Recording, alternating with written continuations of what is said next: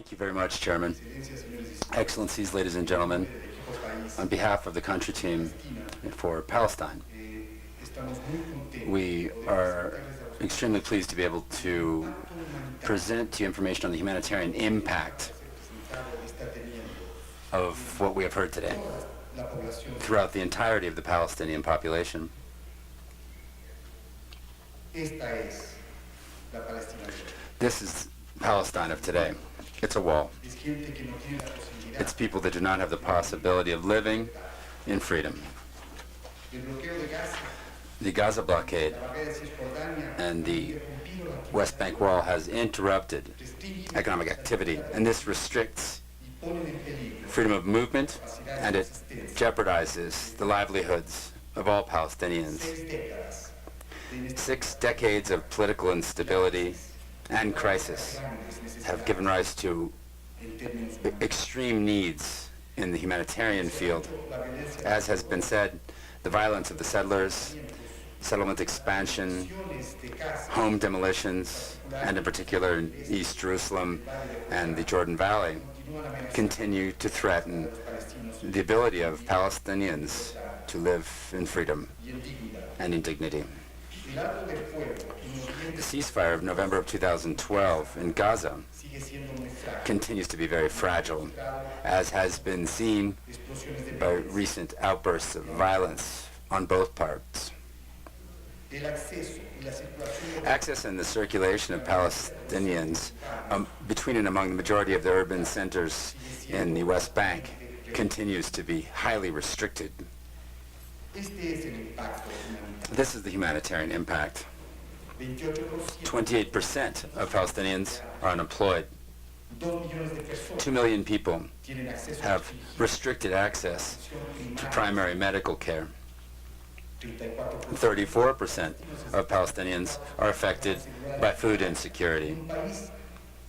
In a country that does not have a lack of food, it's that they can't buy the food. 22% of Palestinians receive less than 60 liters of water per day. No one can live in this manner. The increase there was a 25% increase in the house demolitions in the last 12 months, and there are 12,000 outstanding demolition orders for Palestinian homes.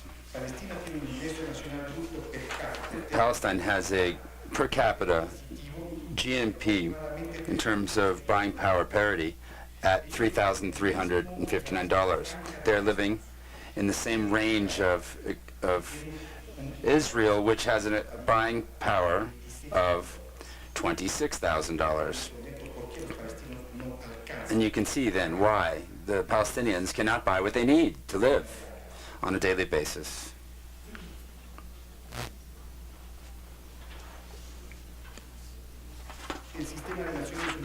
The United Nations system, in order to seek to address these needs, launched a strategic plan with a humanitarian response in order to address the needs of almost 2 million Palestinians. You'll recall that the population is 4.5 million, so we're talking about half of the Palestinian population that are assisted by the United Nations system.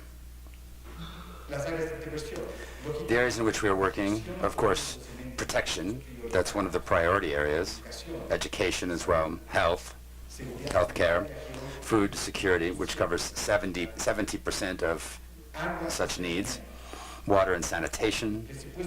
The total budget for the strategic plan is that of $390 million US.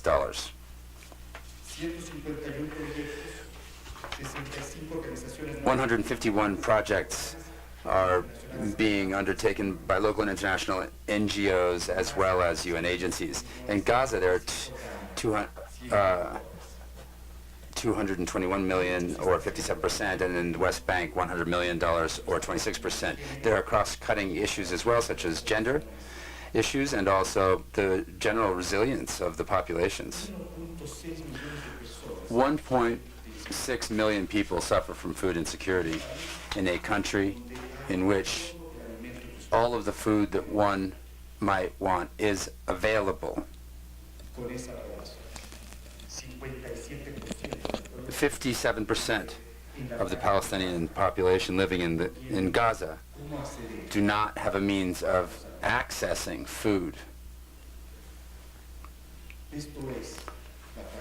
This is Gaza.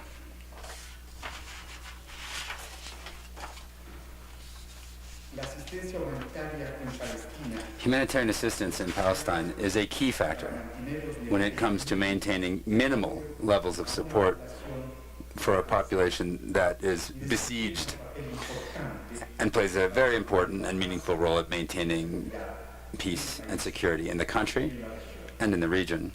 The humanitarian actors in Palestine would like to express their appreciation to the international community for the ongoing support, and to ask, now in particular, that the support does not drop, so that we can create an opportunity for peace. Thank you very much, ladies and gentlemen.